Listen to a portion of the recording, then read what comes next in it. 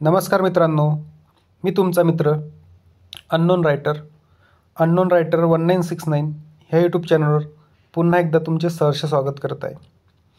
तर मग मित्रांनो, कलियुगाचा एकनाथ ह्या मालिकेअंतर्गत पहिल्या भागात आपण सुरुवात करूया. काल आपण इंट्रोडक्शन म्हणजेच परिचय करून दिला आणि थोडीफार इस्तंभूत त्या कुटुंबाबद्दल माहिती घेतली.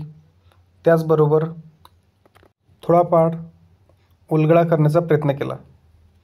तर मग चला वेळ न घालवता सुरू करूया पहिल्या भागास.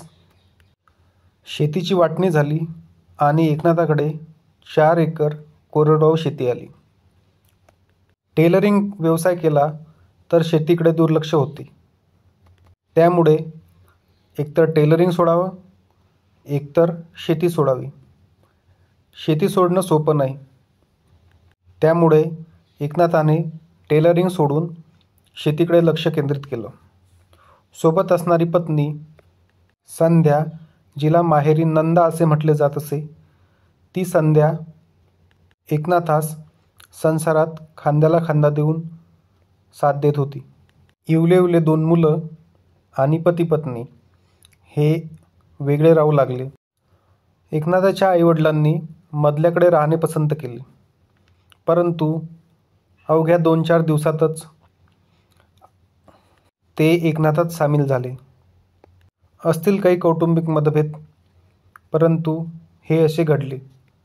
त्यामुळे एकनाथलाही आनंद झाला आणि त्याच्या मुलांनाही. दिवसभर शेतात काबाड काष्ट करणे आणि संध्याकाळी घरी असलेल्या म्हशीचं दूध काढणे. तसं एकनाथाला दूध, दही, ताक, लोणी ह्या संपूर्ण दुधाच्या पदार्थांचा मोहच जणू. म्हणजे त्याला दररोज जरी तुम्ही दुधाचे पदार्थ दिले किंवा दररोज जर नुसतं दूध आणि दूधच कंटिन्यू ठेवलं तरीही त्याला कुठलाही फरक पडत नसे. भाजी म्हणून त्याला माहीतच नव्हतं. भाज्या तो कधी मागतच नसे. गोड आणि गोड, त्याचबरोबर ह्या संपूर्ण दुधाचे पदार्थ हे त्याच्या आवडीचे विषय. चला, संध्याबाईचं भाजी करण्याचं टेन्शन या अनुषंगाने का होईना संपतंय. हळूहळू दिवस जात होते. मुलंही वर्षाचे, 2 वर्षाचे, 3 वर्षाचे असे करत करत अंगणवाडी पहिल्या वर्गात जात होते. आणि कष्ट करत असताना आईवडिलांची बऱ्या प्रमाणात साथ लाभत होती. त्यामुळे थोडं का होईना कष्टाचं चीज होत होतं. परंतु म्हणताना सगळं चांगलं चालत असताना कधीतरी गचका होतोच. म्हणजे हे सगळं नियतीलाही मान्य नसते किंवा नियतीलाही बघवल्या जात नाही. असंच काहीचं एकनाथासोबत घडलं. शेताला शेत लागून असलेलं 1 एकर वावर विक्री निघालं. समाधान पाटलाला वाटलं हे एकरभर वावर हातचं जाता कामे नाही. त्या अनुषंगाने त्यांनी प्रयत्न करण्याचं ठरवलं. एकनाथाला आणि आपल्या दुसऱ्या मुलाला अर्धा एकर आपण शेत घेऊ असा त्यांचा विचार चालला होता. आणि ठरलंही तसंच. इकडे एकनाथाने इकडून तिकडून, थोडं सासऱ्याकडून, थोडं इकडून तिकडून असं करत ती रक्कम जमवण्याचा प्रयत्न केला. तिकडे मजारल्यानं म्हणजेच मधल्यानं रक्कम जमवली. ठरल्याप्रमाणे सगळं होत होतं. परंतु नियत फिरली का काय झालं कुणास ठाऊक. मधल्यानं एकट्यानंच ती जमीन खरेदी केली. ह्याचा प्रचंड धक्का समाधान पाटलात बसला. त्या झटक्यातून सावरायचंय तर एक विपरीत घटना घडली. तो दिवस होता गुरुवार, बाजारचा दिवस, आठवडे बाजारचा. समाधान पाटील आपलं गाडं बैल घेऊन बाजारासाठी गेले. त्या काळी फारसे वाहनं नव्हते. होत्याच तर भरमसाठ सायकली. एकट्या दुकट्याकडे राजदूत गाडी होती. आपली बैलगाडी घेऊन बाजार आटपून समाधान पाटील निघालेच होते. समाधान पाटलाकडे तेल्या आणि लाख्या नावाची ही बैलजोडी.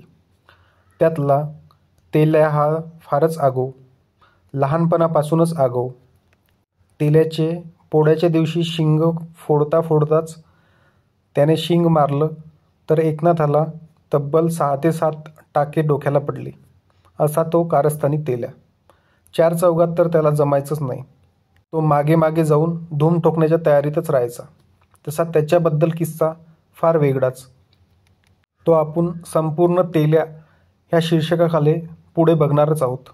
असो, तेल्याला एक खराब सवय होती की लाथ मारणे, आणि घडलं असंच. त्याच्यावर बारीक लक्ष ठेवावं लागत होतं. म्हणजे तो गाड्याला जरी जुंपलेला असला तरी बघावं लागत होतं की त्याच्या मागे कोणी नाही ना. जर एखाद्या वेळेस कोणी मागे आला तर लाथ बसली म्हणजे बसलीच समजा. आणि त्या दिवशीही तसंच झालं. बैलगाडी जुंपलेली होती, हळूहळू चालली होती. बाजाराचा दिवस, गर्दी प्रचंड, आणि एक दाम्पत्य 2 व्हीलरवर म्हणजेच मोटरसायकलवर त्या गाड्याच्या चाकाजवळ आलं. आणि तेल्याला काय, फटकन एक लाथ मारली. जशी लाथ मारली तशीच गाडी कोलंडली आणि त्या दाम्पत्याला साधे घसाडे बसाडे लागले. परंतु रागाच्या भरात का होईना त्या स्त्रीने आपली पायातली चप्पल उचलली आणि फट्ट दिशी मारून फेकली.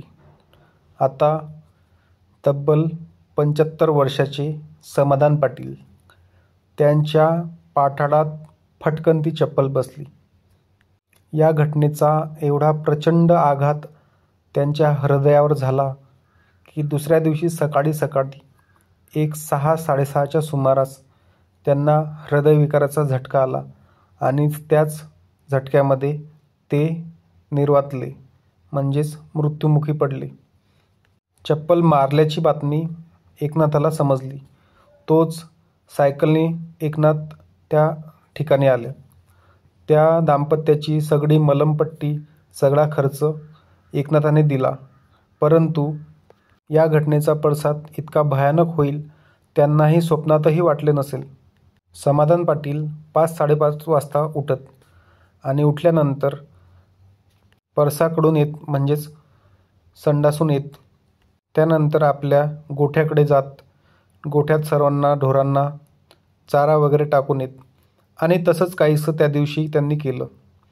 सकाळी सगळे कामं आटोपले, चारा वगैरे टाकून आले आणि थोडाफार अस्वस्थ वाटत असेल कदाचित म्हणून झोपून राहिले. 6-6:30चा तो टाईम. सकाळी सकाळी घरी चहा झाला.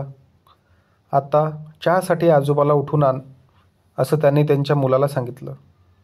पहिलं मोठा मुलगा जाऊन आला आणि आजोबा कुठली हालचाल करत नाही, असे करतायत असा निरोप तो घेऊन आला.